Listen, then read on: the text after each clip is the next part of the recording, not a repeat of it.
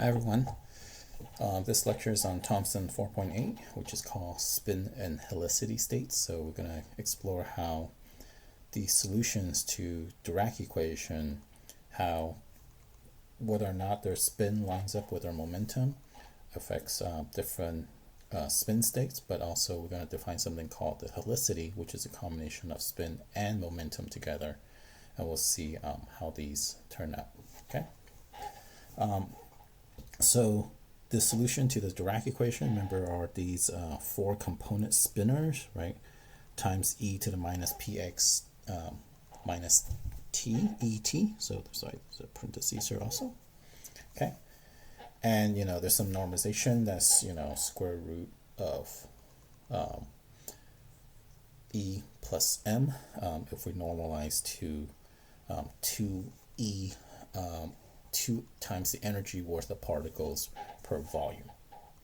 Okay, for these particles, right, so we have this wave function, we have this u, right, which has these normalization stuff in it, and then there's and these u's are four component vectors, right? You have for u1 you have 1 to begin with, which basically this 1 indicates that it's a spin up particle.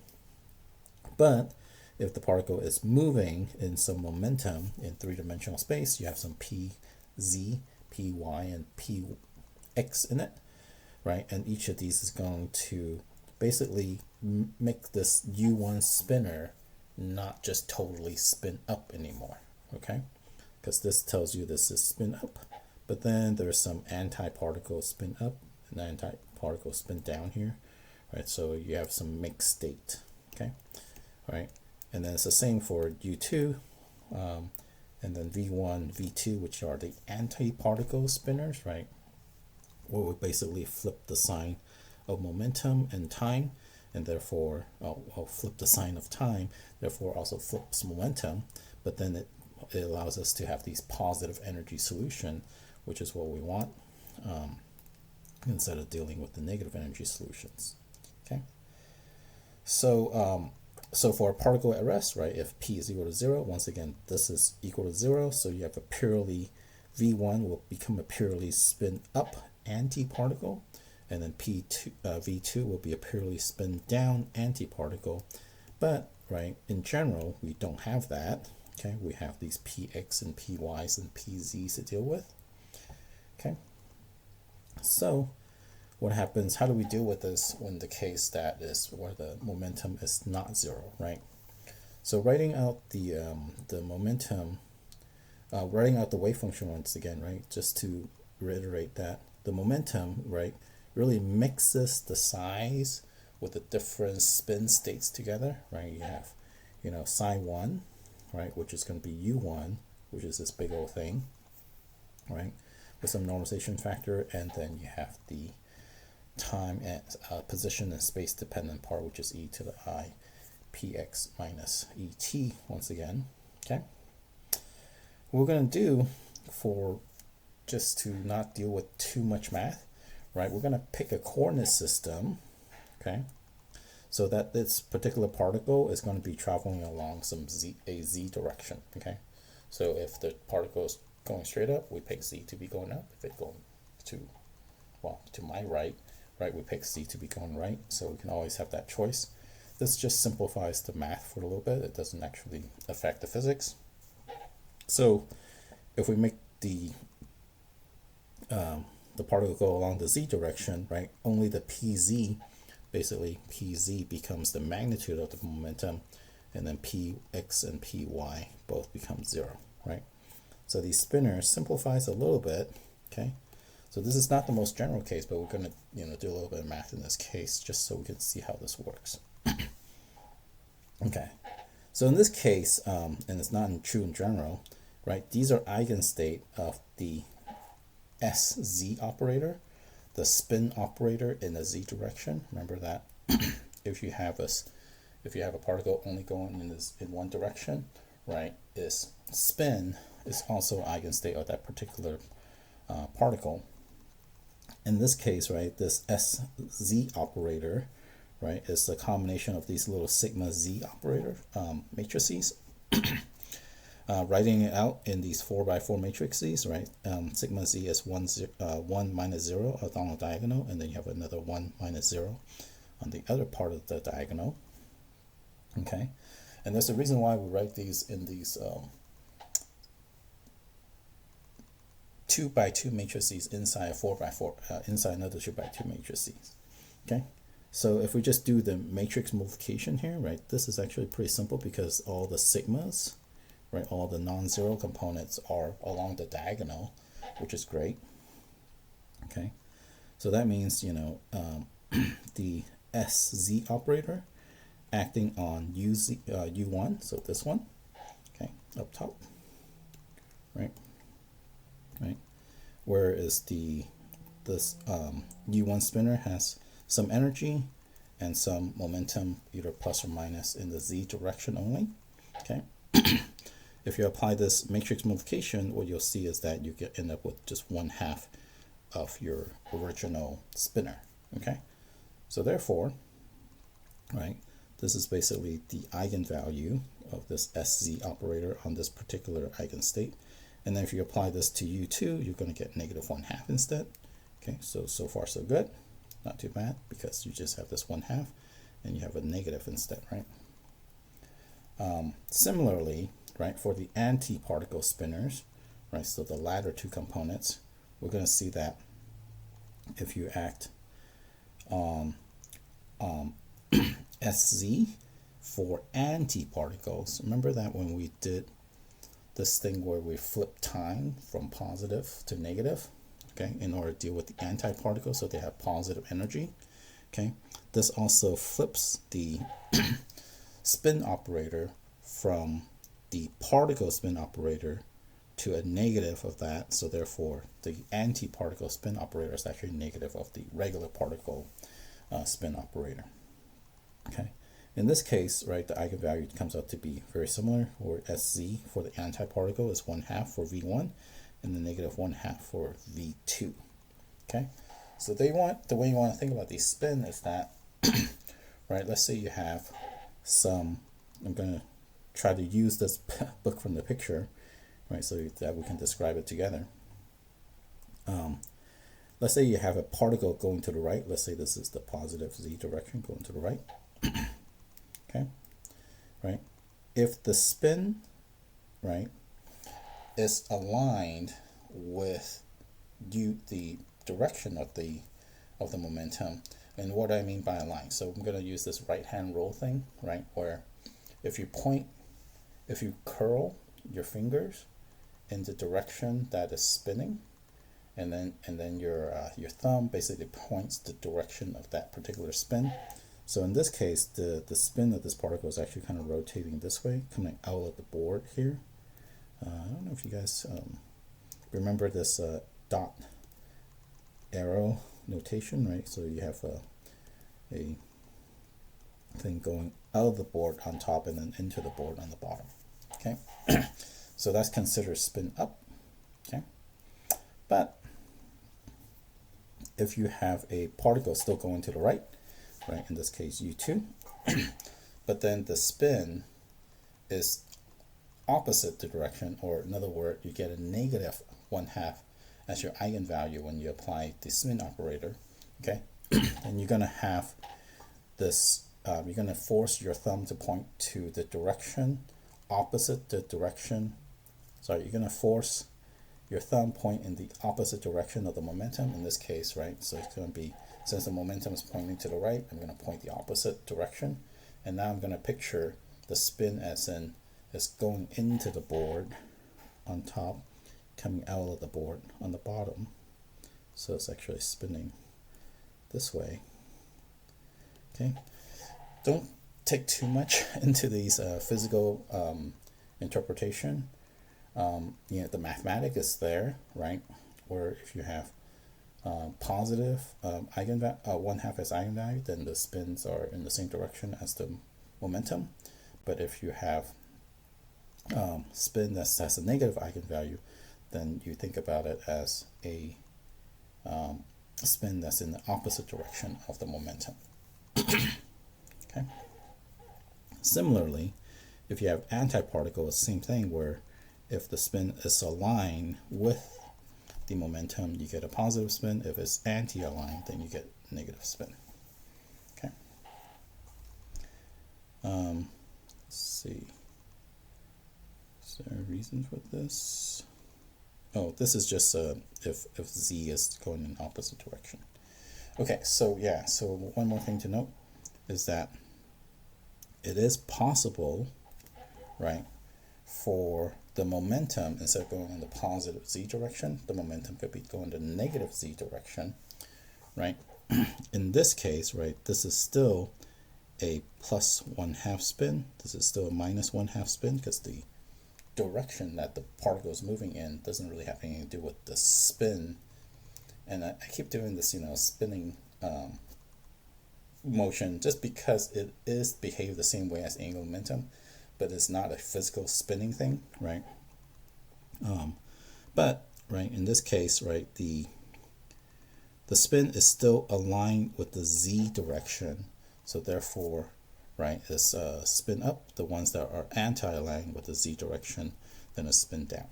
Okay, these are just kind of convention that we pick in order to call one up and then the other one down. So notice that in this case, right, the momentum, right, kind of gives us like a anti-align situation. So I think I even set that in the particle case where I set the momentum aligned, but it's actually the direction, right, of the z hat direction that we define that matters. Okay, so just be careful about that. I might have misspoke when I set that. We're trying to align the spin with the momentum of the particles. Okay, because what we're going to do next, we're going to do this thing called helicity, where we are going to do that.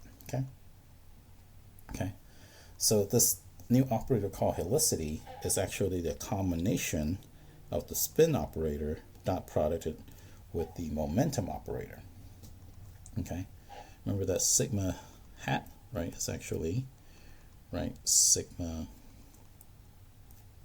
I think it's 1/2 in front, just remember that, yeah, 1/2, wait, sigma is just the 4x4 version of sigma, right, and let's say we're just dealing with sigma z for now. Okay, and then since we for now we're just thinking about a particle only in the with momentum in the z direction, so this is also pz. But in general, right, these can be vectors, right? So we have sigma x, sigma y, sigma z, and then you dot product that with py, px, pz. Okay, so we're going to switch that up so that these are kind of general three-dimensional dot products into each other. Okay, and you're going to see in the homework that sigma dot p actually commutes with the Hamiltonian, where if you go back up here, sigma z by itself does not commute with the Dirac Hamiltonian. And this is one of the reasons why we're going to have this sigma dot p divided by the magnitude of p in order to figure out how we can actually have shared eigenstate between the Dirac Hamiltonian and also this helicity operator that we just defined. Okay, so this helicity operator is a lowercase h hat in this book. I think in other book is you don't want to use capital H, of course, but so it's kind of hard to, and also kind of looks like the Planck's constant, but just be careful with the little hat on top. Okay, so in the homework you're going to see that the helicity operator does commute with the Dirac Hamiltonian. So since they share the same eigenstate, what we're going to do is, what that means, right, remember the eigenstate of the Dirac Hamiltonian are these spinors times psi, right? So that means this helicity operator also have share the same eigenstate, which are also these spinors, right? So therefore we can write the equation that, well, whatever this helicity operator is acting on your spinor is going to be equal to some eigenvalue of that helicity operator on this particular state. Okay, so that's what these eigenvalue eigenvector problem allows you to do. So now what we're going to do, we're going to write these 4x4 matrices in the form of 2x2 matrices inside these 2x2 super matrices, right? So each of these is actually a 2x2 matrix, right? These zeros is actually a 2x2 matrix also, right? It's just 0, 0, 0, 0, right? Okay. Okay. So in this case, right, this is the H hat operator. Let's write it like this. Okay. H hat operator operating on the spin helicity U. What we're going to do is we're going to define this U to be some UA, UB, right, where this is the top two component. We're going to see why that makes the math a lot easier. These are the bottom two components, right? Because, right, this helicity operator, right, is a diagonal operator if we write them in this 2x2 super matrix, right, just to make the math easy to deal with, right? So this, right, if you multiply this out, so you have this row times this, so but this is 0, so what's going to happen is that this top row is going to equal to well, let me just write this out here. Let me cross this out and I'll just do the multiplication, right?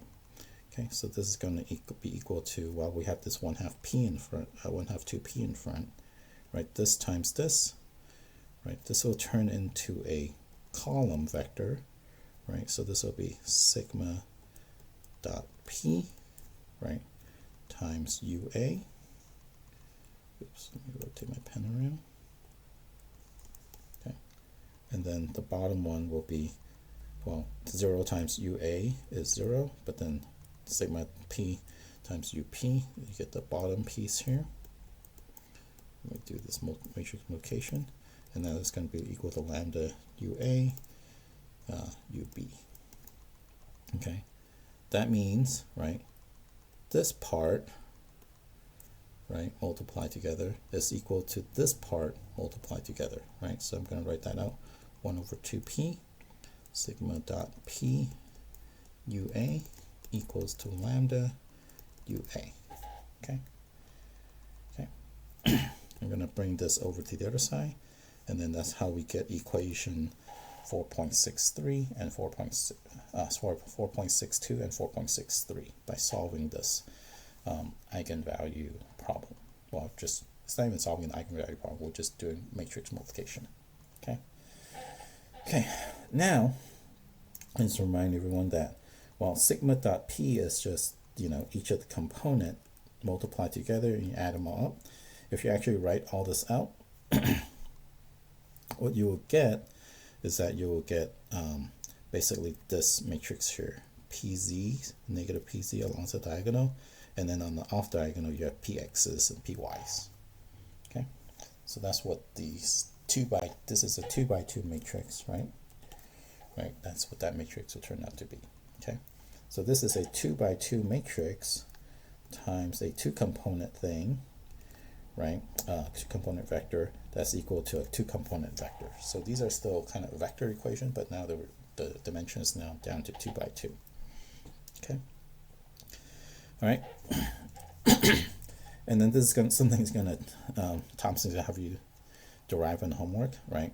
Where you can actually prove that sigma dot p square, basically this thing square, right, is going to be p squared. So hopefully the algebra is not too bad. You're just multiplying two matrices together. Okay. Okay. So what we can do is basically square both sides. By square, I mean it means by just squaring the operator part, right? Oops, I forgot the lambda, but not the states, right? Okay, by just squaring that. Okay, I'm going to erase this just so we don't mess up this nice equation here. Okay, so since sigma dot p square is equal to p square, the left hand side is replaced by p square. Okay, and then, right, so if we act on this on the right hand side, you have an additional sigma dot p here, right, because that's what you're multiplying by. Oops, I always forget this lambda thing, right? You're basically inserting this sigma dot p here, right, by putting an extra factor of sigma dot p on both sides. Okay, because it's going to act, because these are just numbers, right? But this is the actual two component vector that this matrix is going to be multiplied by. Okay, so that's why it's inserted here. Okay, then what happened is that, well, you basically just get, you know, the square of these eigenvalues, so you get 2 square, and then p square and lambda square. Okay, right, basically the p square cancel each other out, and therefore, right, you can solve for this lambda. Lambda square is going to be equal to 1/4, and therefore lambda is going to be either plus or minus 1/2. So these are the eigenvalue for the helicity operator, okay, either plus or minus 1/2, and we're going to see which one we're going to define as plus, which one we're going to define as minus. Okay. The bottom two components, the b's, right, these guys, we don't have to resolve everything. What happened is that they're actually related to the a components, okay, the two components on top, by just multiplying by 2 times the eigenvalue and multiply by p over e plus n. Okay, so if we can solve for UA, then we should just be able to multiply something and then figure out what UB is. Okay, to solve for UA, right, now this is the equation we have to deal with, right? Sigma dot p UA equals to 2p lambda UA. We know what lambda is, right? It's plus or minus 1/2, but we still don't know what UAs are, okay? Okay, so this is easiest to do if we actually write the momentum in spherical coordinates. So in spherical coordinates, the magnitude of the momentum gives you each of the goes to the each of the components, right? This is x, y, z component. Okay, the x component is sine of theta. So let me just draw this. Right, I'm used to this. I know that I think the book actually used x like z around coming out here, but I'm more used to this. Okay, where you have some arbitrary, let's say you have some arbitrary momentum p, right? The way you figure out this in spherical coordinate is that, right, you project this down, and then, right, and this gives you phi, and this gives you theta, right, and sine of theta gives you this part, and then cosine of phi gives you this part, and that way you can actually project out the x component. Sorry, I'm running out of colors. Let's do dark blue, right? So this is like px, this piece is like pz y, and then this piece is pz. Okay, and that's how you can convert between the different coordinate systems. Okay, so similarly, right, so the x component has this cosine, and then the y component has the sine, right, just like in 2 dimension, but then you have this theta part attached to it, just because, right, you have sine of theta that gives you the the projection along the xy plane, and then cosine, which basically gives you the part that's parallel to the z-axis. So if we do this, right, remember way up there where we derived that, the sigma dot p operator, right, is actually px minus px along the diagonal, and then px minus keep pz minus pz along the diagonal, and then on the off diagonal you have the px py part, and then px py part with this complex conjugate. Okay, so if we plug this in, okay, where this is px, py, pz, plug all this stuff in, right? Well, the z is pretty easy because you just have cosine, And the reason that the magnitude p goes away because it cancels out with the one out here, right? That's the reason why they define it this way. Okay, and then the px and py kind of combines in an interesting way. So I'm going to do one of them at least. So px plus minus py, right? If I did that by putting these things in, sine theta, cosine phi, right? And that's plus I, right? Plus, let's see, so we got py, which is sine of theta, right? And then sine of phi. Okay, so these are the same as each other, so I'm going to do a double factoring, sine theta, right, cosine phi plus I sine phi. Okay, and from Euler's equation, right, this is actually, well, not only all these parentheses, theta e to the I phi. Okay, and that's where this comes from. Okay. Similarly, right, if you put a minus sign here, then you get e to the minus I phi. Okay. A little bit of shorthand notation. Okay, what we're going to do now, we're going to define a vector called UA, right? We already defined the vector UA, which is the upper two component. We're going to define it so that it makes the little bit less writing as opposed to U1, U2, right? We're just going to write these as A and B. Okay, maybe not the best notation because we have a UB also, but the book uses it. I'm going to follow it just so we don't confuse between different notations. Okay, so if we plug this equation into here, into these little components, and we know that lambda is either plus or minus 1/2. What's going to happen is that the equation is this equation will become, writing out all the matrices, all the 2x2 matrices, what you have is that it's going to have this cosine minus cosine along the diagonal, right? And this is the px, py component written out in angle, right? Multiplied by AB equals to 2 times lambda, right? Because the p's actually cancel out. 2 times lambda AB. Okay. This is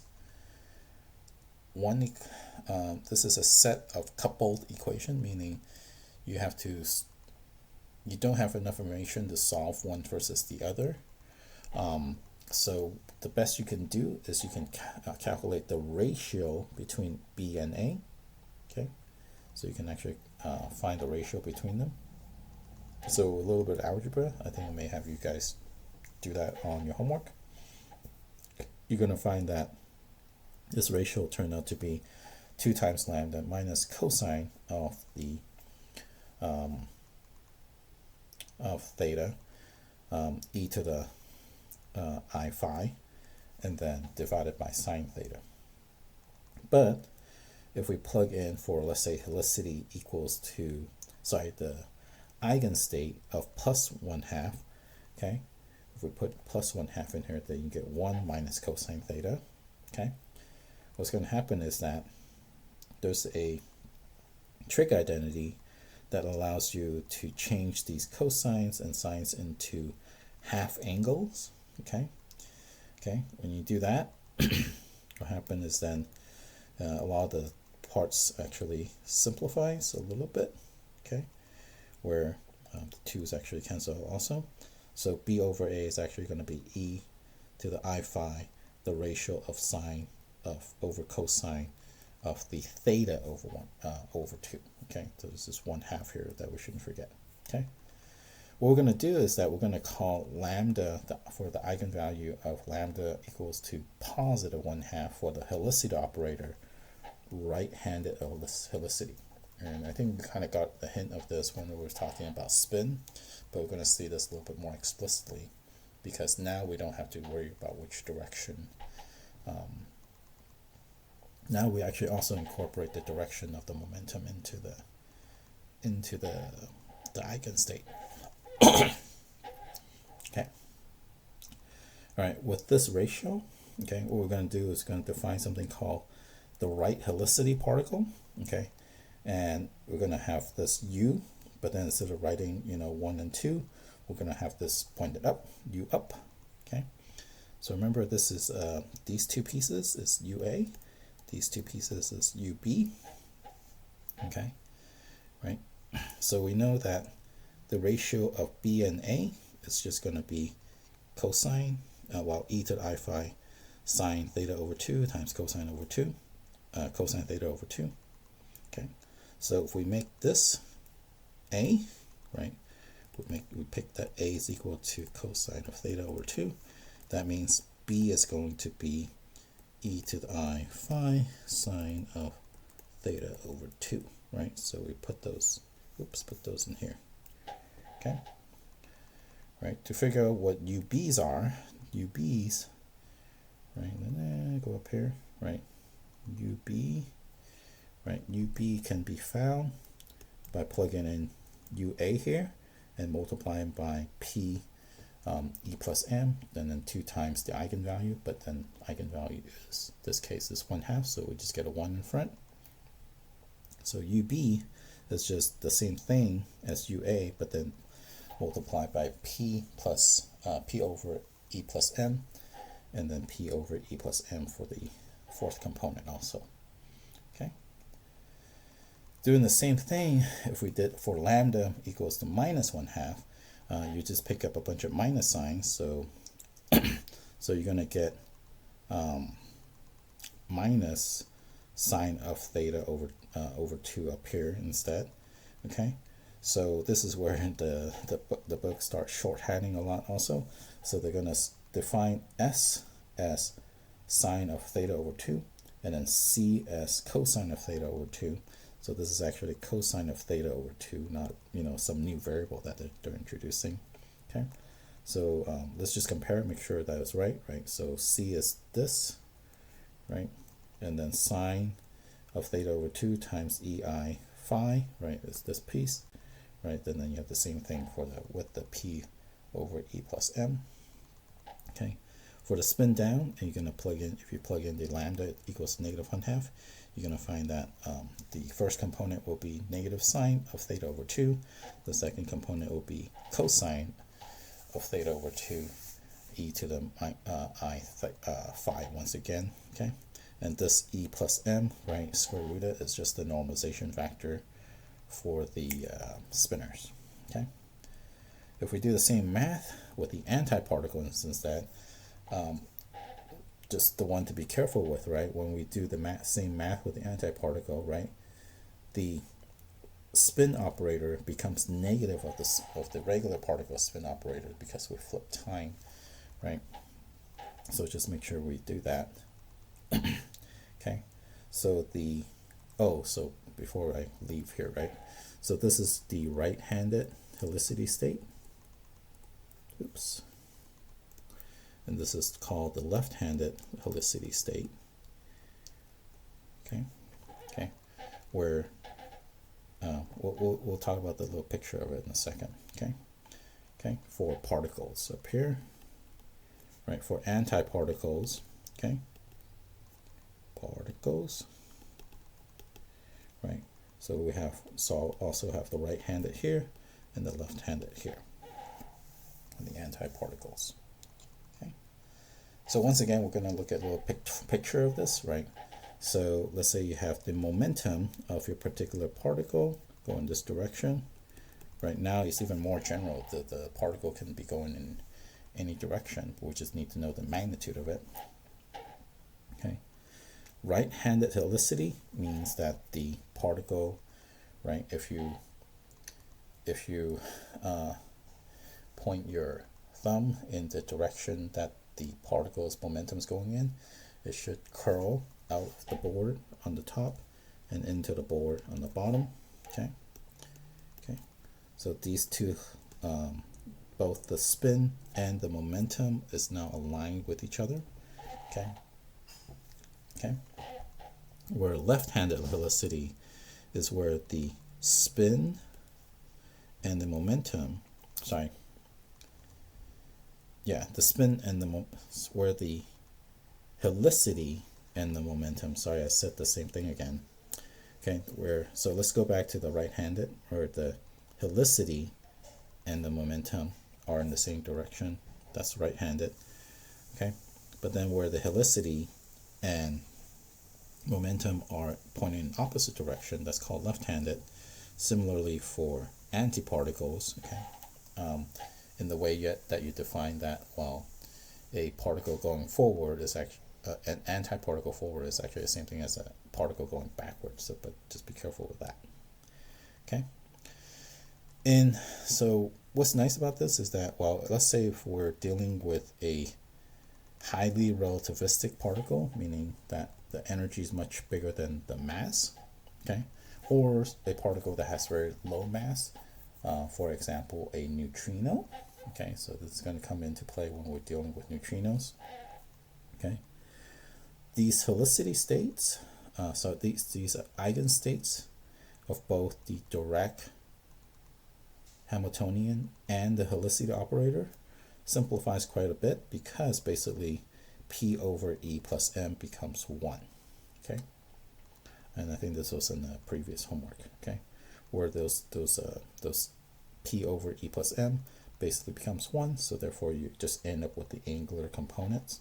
Okay, and then of course E plus M basically is going to be approximately square root of E instead, right? Just because the energy is so much bigger than the mass itself. In this case, right, the helicity operator simplifies to this, okay, where it's just these angular dependence. Okay, so that's all I have for this section. Let me stop recording.